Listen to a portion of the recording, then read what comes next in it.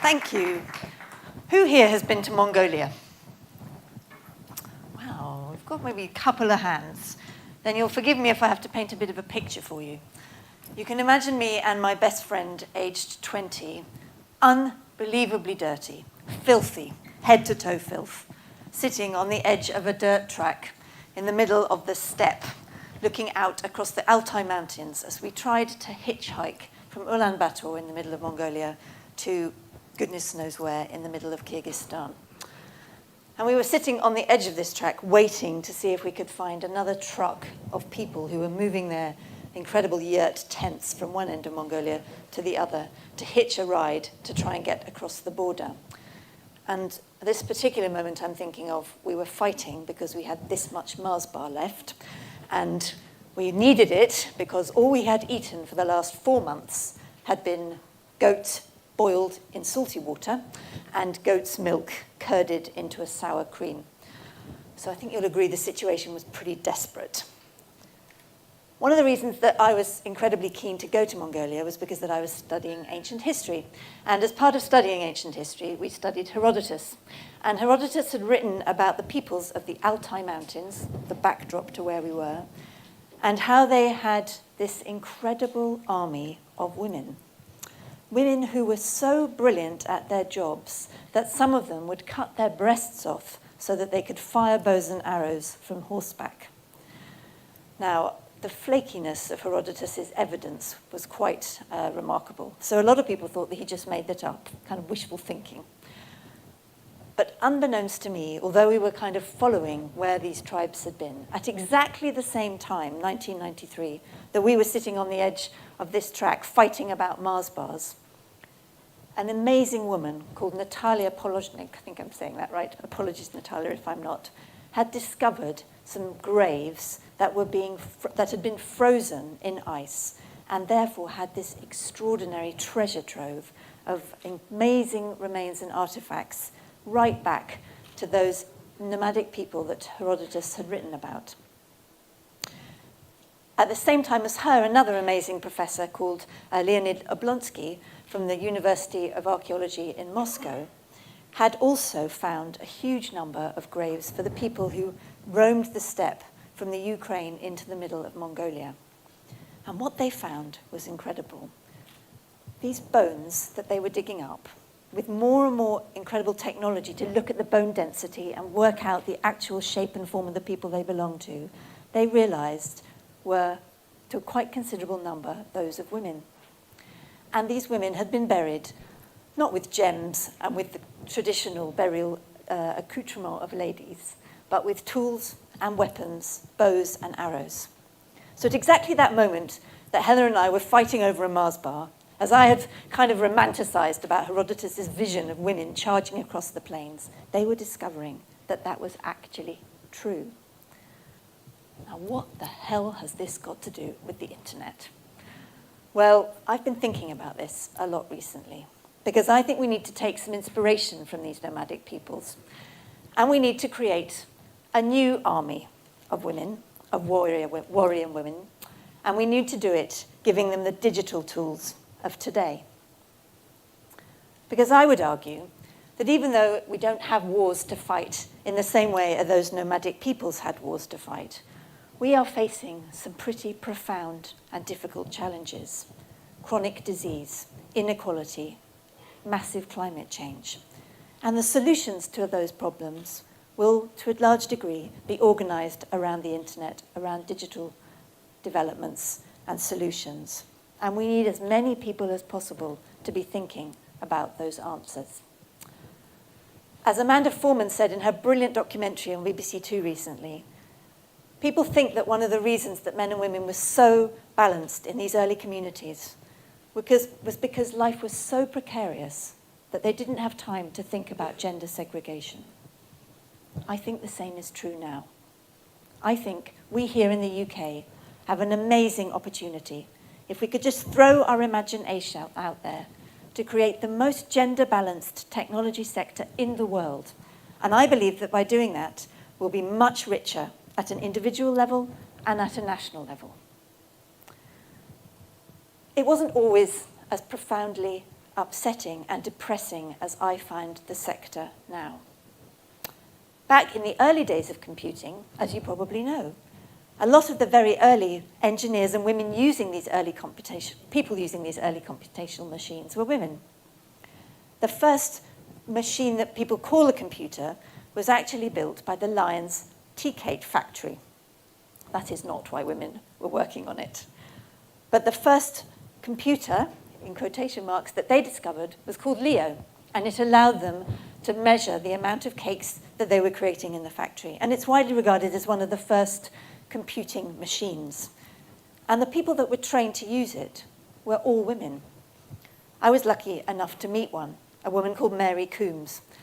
And she had an incredible and long history working in that early computing industry. She went from working on Leo in the Lyons cake factory in the 50s to then working on the first premium bond machine, Ernie, which was also populated a lot by women, and then for an absolutely remarkable woman called Dame Stephanie Shirley, who I'm sure many of you have heard of, who started a company in the late 1960s. She thought that she could kind of blow apart the models of working because of this amazing new technology. She wanted to employ only women working from home, building software. And she wanted to do it using government contracts. So no kind of fluffy software development for her. She wanted the women in her workforce to be building the Polaris submarine, the black box for Concorde. Now, she's funny about getting her company going, because she says that she wrote to pretty much every single department of government, telling them about this incredible workforce that she had up her sleeve of women at home. Nobody took her seriously until she started signing the letters with the name Stevie, her nickname, not Stephanie. And then, hey presto, she was in front of many ministers and started getting contracts. But what I find really inspiring about Stevie's story is that at one time she had 2,000 women, all coding, all working from home on these really knotty, difficult problems. The black box for Concorde, the Polaris submarine. Now, doesn't that blow apart quite a lot of stereotypes that we hear about now? Stevie's funny because she says that the thing that really screwed her company up was the Equal Pay Act and the Equalities Act, which was obviously brilliant for women in the round, but meant that she had to start employing men. Now, what I find really strange, baffling, and I have to say now depressing, is that brave new world of the 50s and 60s, where women were really an equal part of this exciting and amazing technology revolution, has changed and become something quite different. Even me, as someone friendly described to me as the other day, a dot-com dinosaur, thought, age 25, in 1997, when we started lastminute.com, that this was going to be an incredible revolution, that part of the power and the excitement of the internet was that it was going to be a whole load of new voices, a whole load of different people, a democratizing force, something really that could perhaps put equality of all kinds at the heart of its new and rapid industrial rise. But that has not happened. Right now, the numbers as a percentage of women in the technology sector are smaller than the numbers of women in my other sometime place of work, the House of Lords, and Parliament as a whole. And I find that very, very strange. Parliament, created through time, medieval times, arguably, and the technology sector, which has really only been around for the last 20 or 30 years. The numbers of women founding businesses are around 10%. Worse than that, the engineering teams, the power, as you all know, anybody that's been in a startup knows that people developing your software have it in the palm of their hands. Around 4% are women. In the venture capital community, again, I'm trying to get these numbers robustly evidenced, but around Martha Lane Fox's number, around 10%. I don't think that's okay, because to me, this is still one of the most exciting and powerful industries in the world, and we know that it's growing in importance to the economy. And more than that, we also know that products co-created by men and women are much more successful. Hello, Apple, remember your health kit?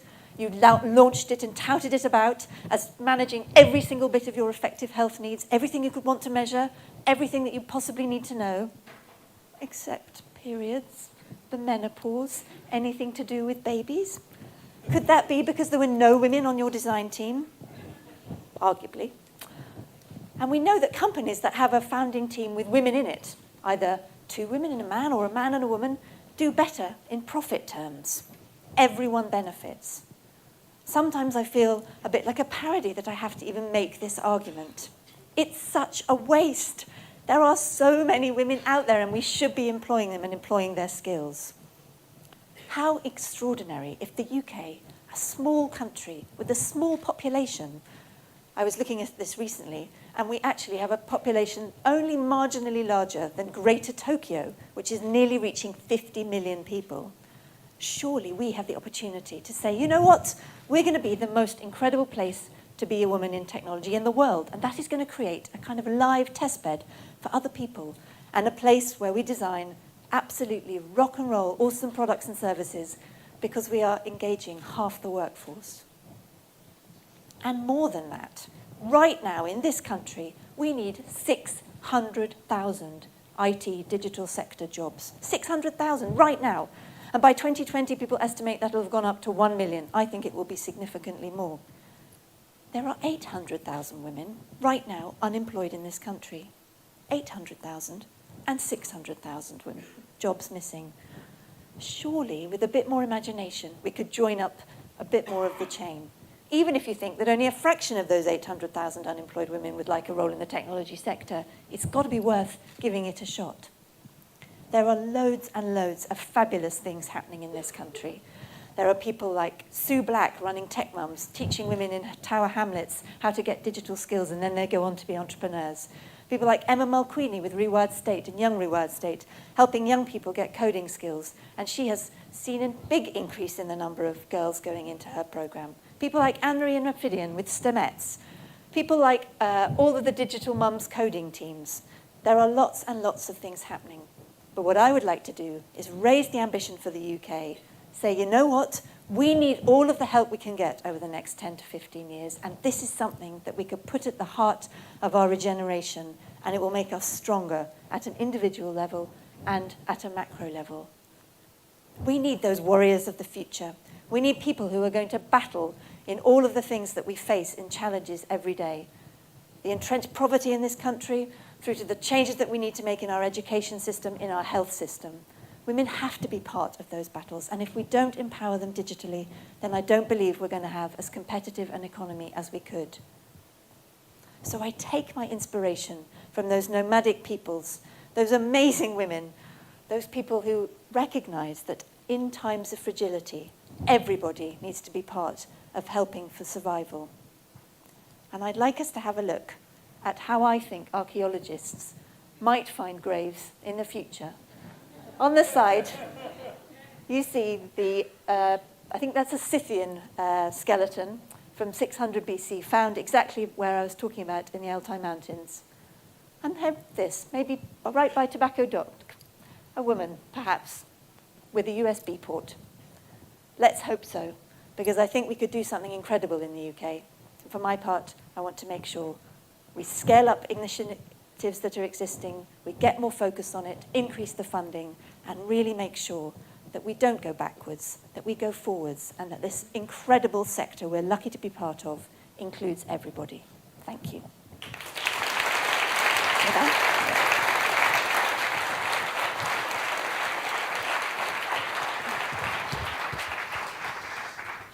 Brilliantly articulated, as ever. Give us 3 things that the people in this room can now go back and do to try and build this new warrior class. First thing is, Everyone, the organisation I'm starting to help make Britain brilliant in the networked age, is trying to gather evidence. Remarkably, there is not very robust data across all of the different bits of the chain. So if you have data, please send it to us. We're really easy to find. And I would also say that's a brilliant way of just highlighting how your own organisation is doing. So data is the first thing. Secondly, there are so many fabulous organisations that can encourage your workforce to learn these skills. If you have women that don't know about how to code, not just coding, but just more broadly in the digital space, then find one of the organisations and make sure everybody has those basic digital skills and then help move them up the chain. So that's the second thing. And then thirdly, I think it's about adding very significant and interesting voices to the debate. So if you care about this, men and women, this is not just women, this has got to be everybody talking together. Please find me and help me, because I really think we could do something remarkable in the UK. And we want to tell more stories in our magazine, so we want these voices. Yep. Martha Lane Fox. Thank you. Brilliant.